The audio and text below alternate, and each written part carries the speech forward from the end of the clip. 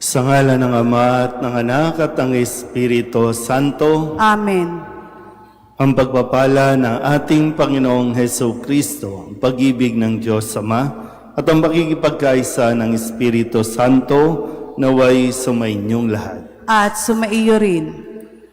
Mga kapatid, aminin natin ang ating mga kasalanan upang tayo'y maging marapat gumanap sa banal na pagdiriwang.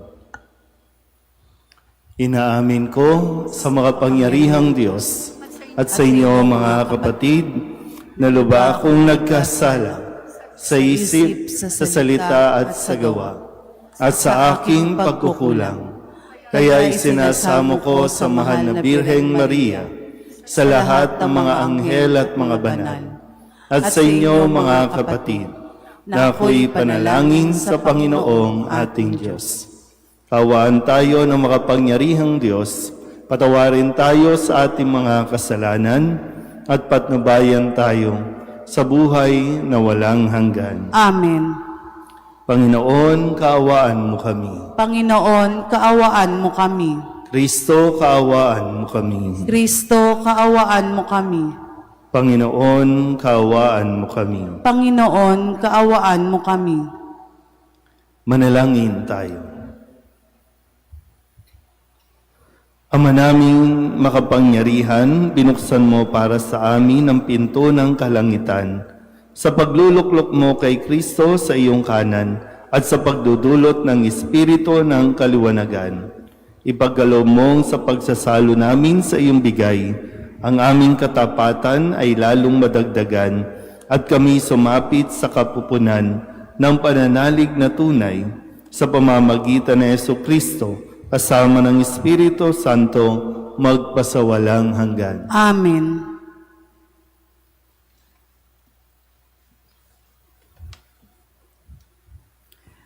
Pagbasa mula sa mga gawa ng mga apostol. Noong mga araw na iyon, dumating sa Cesarea si Haring Agripa at si Berenice upang bumati kay Festo. Nang matagal-tagal na sila roon, inilahad ni Festo sa hari ang tungkol kay Pablo. Si Felix ay may iniwan ditong isang bilanggo, wika niya. Nang ako'y nasa Jerusalem, isinakdal siya sa akin ng mga punong saserdote at ng mga matatanda na mga Hudyo, at hininging parusahan siya. Sinagot ko sila na hindi ugali ng mga Romano ang magparusa sa sinumang nasasakdal nang hindi muna nagkakaharap ang magkabilang panig at nagkakaroon ng pagkakataong makapagtanggol sa sarili ang nasasakdal. Kaya't nang dumating sila rito, hindi na ako nag-aksaya ng panahon. Kinabukasan din, ipinatawag ko sa hukuman ang taong iyon. Nang magkaharap-harap sila, siya na may hindi nila ipinagsakdal sa anumang mabigat na pagkakasala na inaakala kong ipaparatang nila. Ang pinagtatalunan lamang nila ay tungkol sa isang kanilang relihiyon at sa isang taong ang pangalay Jesus. Patay na ang taong ito, ngunit ipinipilit naman ni Pablo na siya'y buhay. Hindi ko malaman kung ano ang gagawin sa bagay na ito, kaya tinanong ko siya kung ibig niyang sa Jerusalem siya litisin. Ngunit tumutol si Pablo at hiniling na ipaubaya sa emperador ang pagpapasya sa kanyang usapin. Kaya't pinabantayan ko siya upang ipadala sa emperador. Ang salita ng Diyos. Salamat sa Diyos. Panginooy may luklukang matatag sa kalangitan. Panginooy may luklukang matatag sa kalangitan. Panginooy papurihan, purihin mo kaluluwa. Ang pangalan niyang banal, purihin mo sa tuwina. Ikaw aking kaluluwa, ang Diyos ay papurihan, at huwag mong lilimutin yaong kanyang kabutihan. Panginooy may luklukang matatag sa kalangitan. Ang agwat ng lupa't langit, sukatin may hindi kaya. Gayon ang pag-ibig ng Diyos sa may takot sa Kanya. Ang silangan at kanluran kung gaano ang distansya, gayong-gayon ang pagtingin sa sino mang nagkasala. Panginooy may luklukang matatag sa kalangitan. Ang poon nga ang nagtayo ng trono sa kalangitan, mula doon sa nilikhay, magaharing walang hanggan.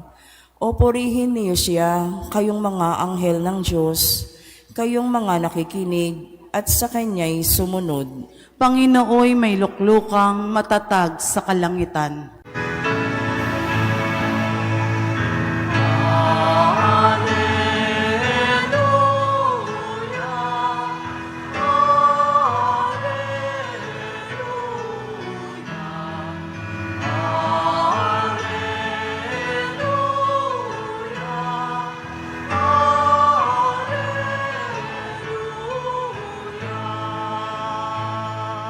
Espiritu'y magtuturo ng aral at pagkukuro ni Jesus na ating guro.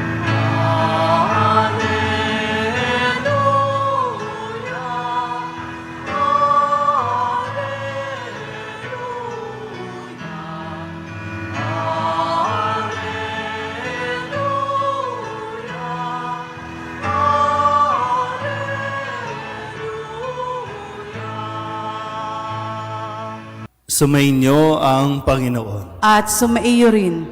Ang mabuting balita ng Panginoon ayon kay San Juan. Papuri sa iyo, Panginoon. Nang muling napakita si Jesus sa mga alagad niya at nang makakain sila, tinanong ni Jesus si Simon Pedro, "Simon, anak ni Juan, iniibig mo ba ako ng higit kaysa mga ito?" "Opo, Panginoon, nalalaman ninyong iniibig ko kayo," tugon niya. Sinabi sa kanya ni Jesus, "Pakanin mo ang aking mga batang tupa." Muli siyang tinanong ni Jesus, "Simon, anak ni Juan, iniibig mo ba ako?" Sumagot si Pedro, "Opo, Panginoon, nalalaman ninyong iniibig ko kayo." Ani Jesus, "Pangalagaan mo ang aking mga tupa." Pangatlong ulit na tinanong siya ni Jesus, "Simon, anak ni Juan, iniibig mo ba ako?" Nalungkot si Pedro sapagkat makaitlo siyang tinanong, "Iniibig mo ba ako?" At sumagot siya, "Panginoon, nalalaman po ninyo ang lahat ng bagay. Nalalaman ninyong iniibig ko kayo." Sinabi sa kanya ni Jesus, "Pakanin mo ang aking mga tupa." Tandaan mo, noong kabataan mo pa, ikaw ang nagbibihis sa iyong sarili at lumalakad ka kung saan mo ibig.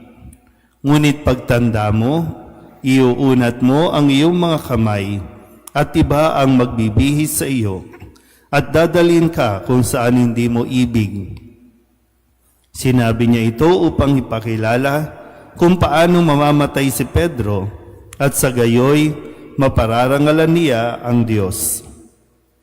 Pagkatapos, sinabi sa kanya ni Jesus, "Sumunod ka sa akin."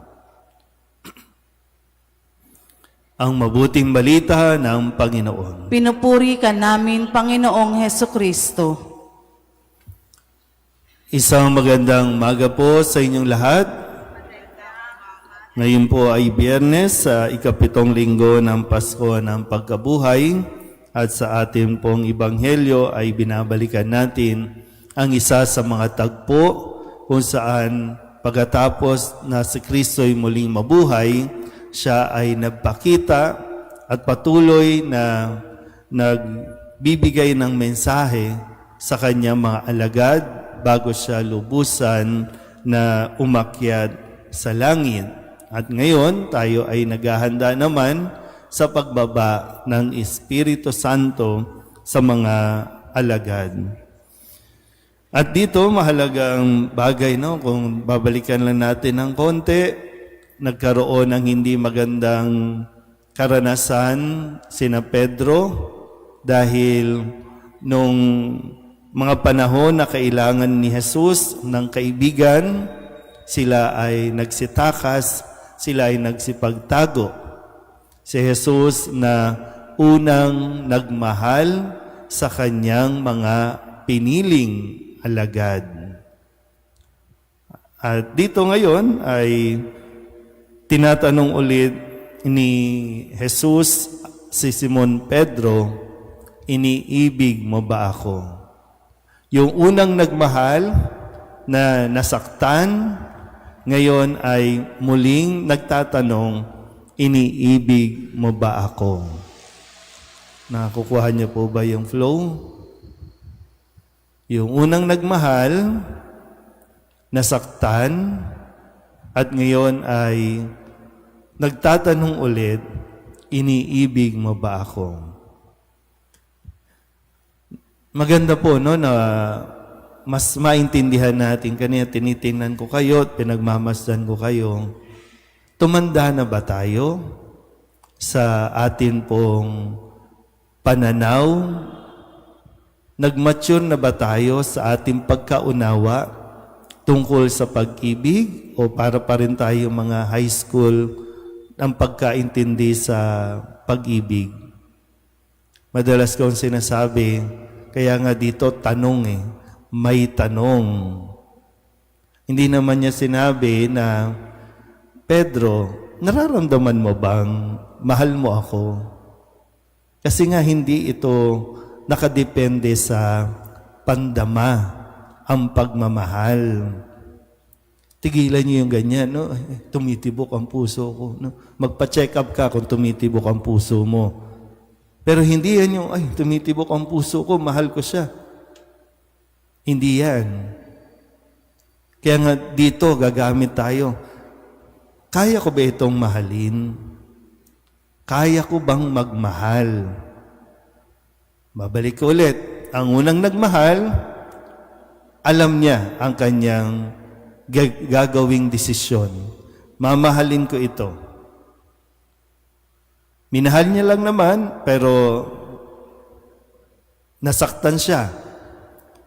Pero nagdesisyon pa rin, mamahalin ko pa rin ito. Kasi sa pagmamahal, package deal yan. Maganda at pangit. May magagawa sa iyong magpapasaya, may magagawa din sa iyong magpapalungkot. Ganun ang pagmamahal. Kaya nga naintindihan na ba natin? Kaya nga sabi, di ba? Sige, sumagot naman si Pedro, opo, madali lang naman Madaling magsabi ng, I love you, Lord. Pero yung kaakibat na responsibilidad ng taong nagmamahal, naintindihan ba ito? Kasi sa panahon ngayon, di ba?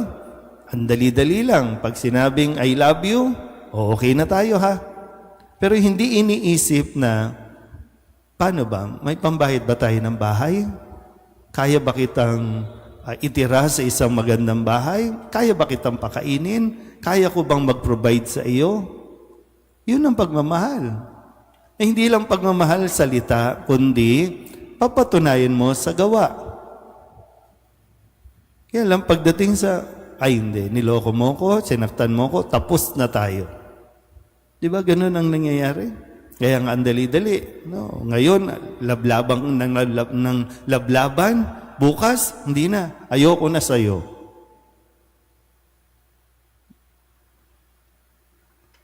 Ang pag-ibig ay hindi lang salita.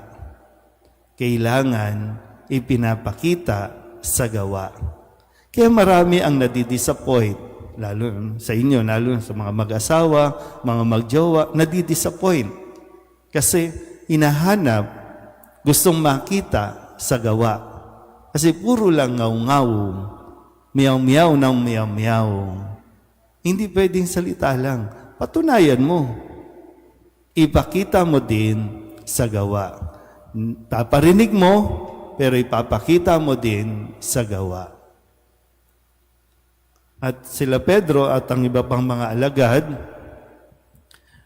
matapos silang maintindihan ang tunay na kahulugan ng pagmamahal, kaya nga kahit sila ay usigin, patayin, nanatili na silang nagmamahal kay Jesus.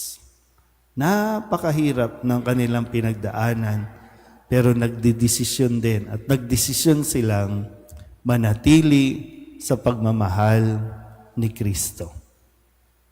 Sana ganun din tayo, no? Tumanda na tayo, baka nga iba sa inyo ang dala-dala pa rin yung sakit ng dinulot ng taong minahal mo. Kaya hanggang nagdadrama pa rin, di ba, no? So, kung nandoon ka pa rin sa stage na yan, dahil pinalitan ka, iniwan ka ng minamahal mo, ay baka hindi mo pa talaga tunay na nauunawaan ang salitang, mahal mo ba ako? Amen?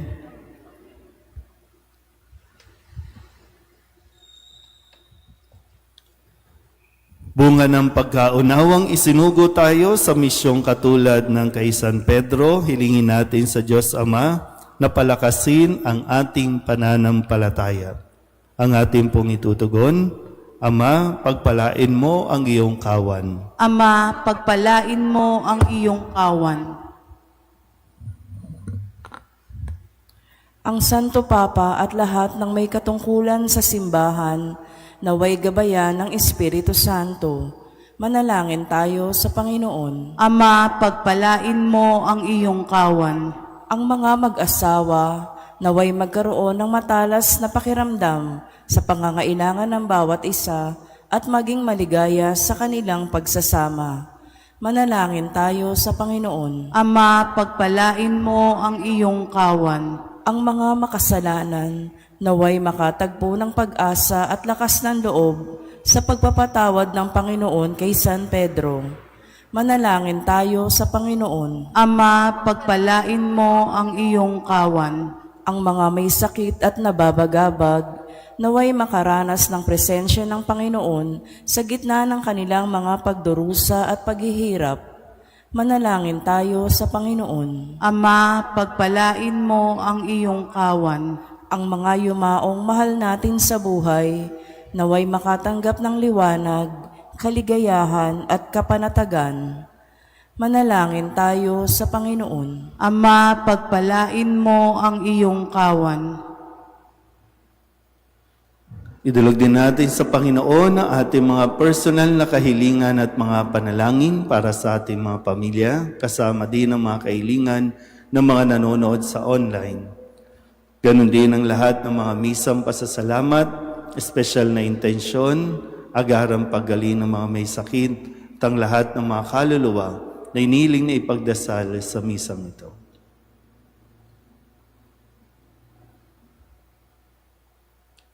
Ang lahat ng ito iniling namin sa ngalan ni Kristong aming Panginoon. Amen.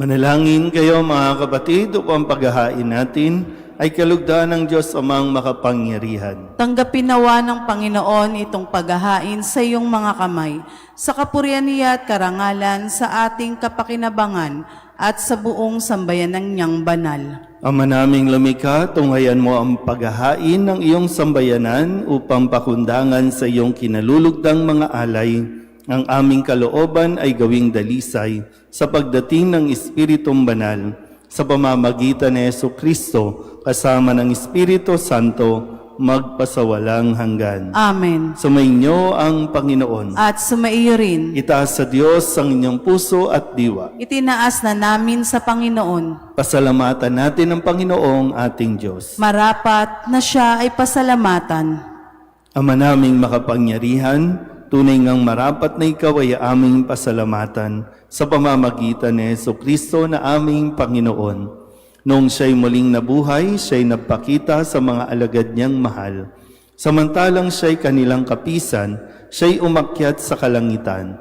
Sa kanyang pagluklok sa kanang kamay mo, kaming mga kapwa niya'y di na rin iba sa iyo. Kaya kaysa ng mga anghel na nagsisiawid ng papuri sa iyo, nang walang humpay sa kalangitan, kami nagbubunyi sa iyong kadakilaan.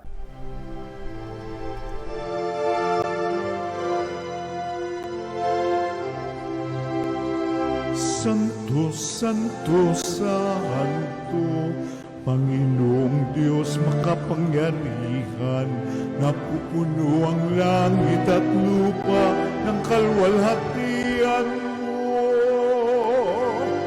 Hosana sa kaitaasan, pinagpalang na paririto sa ngalan ng Panginoon. Hosana sa kaitaasan.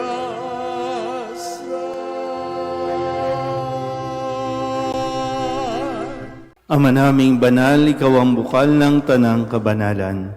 Kaya't sa pamamagitan ng iyong Espiritu, gawin mong banal ang kaloob na ito upang para sa aming maging katawan at dugo ng aming Panginoong Heso Kristo. Bago niya pinagtiis ang kusang loob na maging handog, hinawakan niya ang tinapay, pinasalamatan kaniya, pinaghati-hati niya iyon, iniabot sa kanyang mga alagad at sinabi, "Tanggapin ninyong lahat ito at kanin, ito ang aking katawan na ihahandog para sa inyo."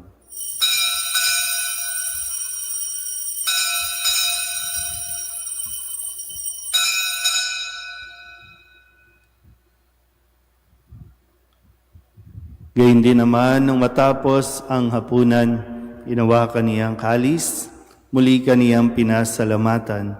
Iniabot niya ang kalis sa kanyang mga alagad at sinabi, "Tanggapin ninyong lahat ito at inumin. Ito ang kalis ng aking dugo, ng bago at walang hanggang tipan.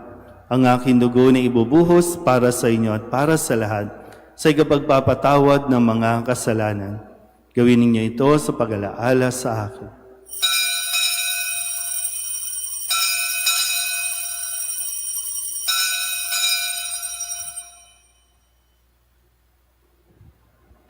Ipagbunyi natin ang misteryo ng pananampalataya. Si Kristo'y namatay, si Kristo'y nabuhay, si Kristo'y babalik sa wakas ng panahon. Ama, ginagawa namin ngayon ang pag-alaala sa pagkamatay at muling pagkabuhay ng iyong anak. Kaya tiniaalay namin sa iyo ang tinapay na nagbibigay buhay at ang kalis na nagkakaloob ng kaligtasan. Kami nagpapasalamat dahil kami iyong minarapat na tumayo sa harap mo para maglingkod sa iyo. Isinasamo namin kami magsasalo-salo sa katawan at dugo ni Kristo ay mabuklod sa pagkakaisa sa pamamagitan ng Espiritu Santo.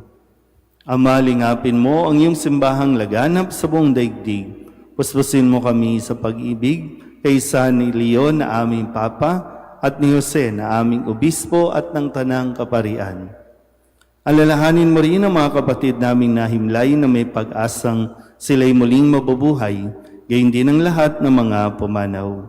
Kawaan mo sila at patuloyin sa iyong kaliwanagan.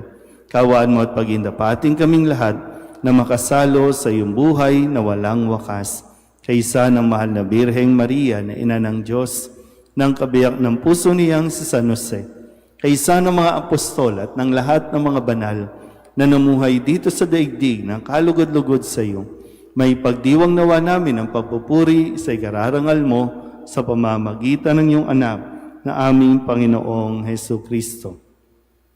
Sa pamamagitan ni Kristo, kasama niya at sa Kanya, ang lahat ng parangal at papuri ay sa iyo, Diyos Amang makapangyarihan, kasama ng Espiritu Santo, magpasawalang hanggan.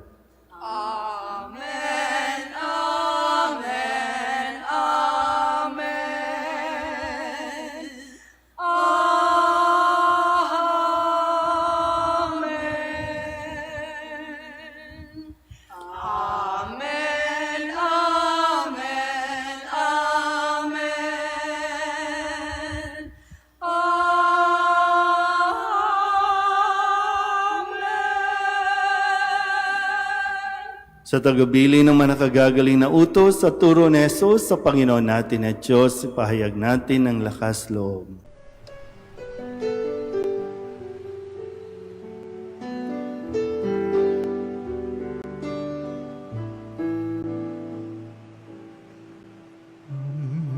namin sumasalang ka, sambahin ang ngalan mo, mapasamin ang kaharian mo, sundin ang loob mo dito sa lupa para nang sa langit. Bigyan mo po kami ngayon ng aming kakanin sa araw-araw at patawarin mo kami sa aming mga sala para ng pagpapatawan namin sa nagkakasala sa amin. At huwag mo kaming ipagdulot sa tukso, at yadya mo kami sa lahat ng masama. Inihiling namin kami iadya sa lahat ng masama, pagkalooban ng kapayapaan araw-araw, iligtas sa kasalanan at ilayo sa lahat ng kapahamakan. Samantalang aming pinananabikan ang dakilang araw ng pagpapahayag ng tagapagligtas naming sa Jesucristo. Sapagkat iyo ang kaharian at ang kapangyarihan at ang kapurihan magpakailanman. Amen. Panginoong Jesucristo, sinabi mo sa iyong mga apostol, kapayapaan ang iniiwan ko sa inyo, ang aking kapayapaan ang binibigay ko sa inyo. Tunghayan mo ang aming pananampalataya at huwag ang aming mga pagkakasala. Pagkalooban mo kami ng kapayapaan at pagkakaisa ayon sa iyong kalooban, kasama ng Espiritu Santo, magpasawalang hanggan. Amen. Ang kapayapaan ng Panginoon ay laging sumainyo. At sumaiyo rin. Mabigayan po tayo ng kapayapaan sa isa't isa.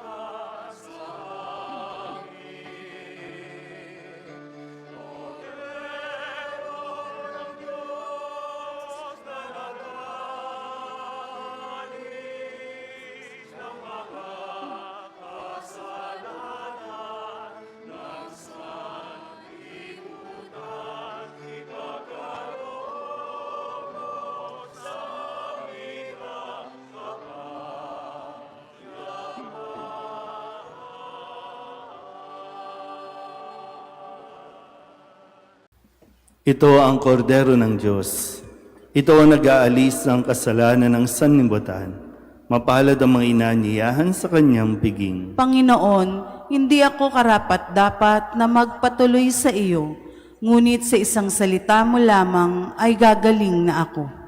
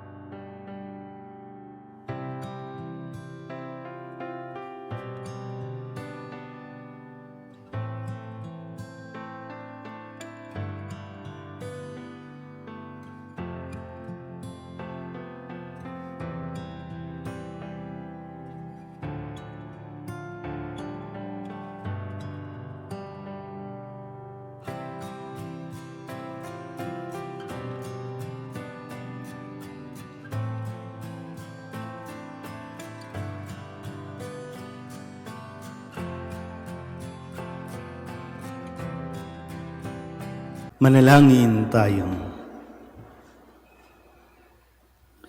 Ama naming mapagmahal, sa pagkadalisay mo sa amin at sa pakikinabang sa ginanap namin ngayong pagdiriwang, ipagkaloob mong ito ay maging pagsasalo sa patawad at buhay na sa aming kaloob mo. Sa pamamagitan ni Jesucristo, kasama ng Espiritu Santo, magpasawalang hanggan. Amen. Sumainyo ang Panginoon. At sumaiyo rin. At pagpalain kayo ng makapangyarihang Diyos, Ama at Anak at Espiritu Santo. Amen. Tapos ang banal na misa, humayo tayo sa kapayapaan ni Kristo. Salamat sa Diyos. Magandang umaga po.